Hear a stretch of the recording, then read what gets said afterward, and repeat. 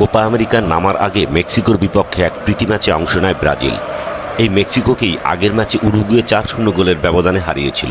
তবে ব্রাজিলের জয় পেতে ঘাম ছুটে গেছে। ৩-০ গোলের ব্যবধানে কষ্টার্জিত জয় পেয়েছে দারিভলের দল। ম্যাচের অন্তিম মুহূর্তে ব্রাজিলের জয় নিশ্চিত করেন তরুণ তুর্কি এনরিক। ম্যাচের শুরু থেকেই বল দখলে নিয়ে খেলতে থাকে ব্রাজিল। ম্যাচের প্রথম ১০ মিনিটের ভেতরেই এগিয়ে যায় ব্রাজিল। সাবিওর পাস থেকে গোল করে দলকে এগিয়ে দেন আন্দ্রেস পেরেইরা।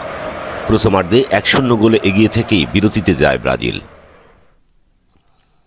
বিরতি থেকে ফিরে ৫৪ মিনিটে মার্টিনেল্লি এক গোল করে দলকে ২-০ ব্যবধানে এগিয়ে দেন। সবাই যখন ভাবছিল ব্রাজিল হেসে খেলেই জিতবে, তখনই জ্বলে ওঠে মেক্সিকান ফুটবলাররা। ৭৩ মিনিটে কুইনোনেস গোল করে মেক্সিকোর হয়ে এক গোল শোধ দেন। ম্যাচ যখন ব্রাজিলই জিততে চলছিল, তখন ৯৩ মিনিটে বদলি হিসেবে নেমে ২-২ সমতায় ফেরান গুইলেরমো মার্টিনেজ। মেক্সিকানরা যখন ড্র করার প্রশান্তি নিয়ে মাঠ ছাড়ার প্রস্তুতি নিচ্ছিল, তখনই জ্বলে ওঠেন তরুণ তুর্কি এনরিক।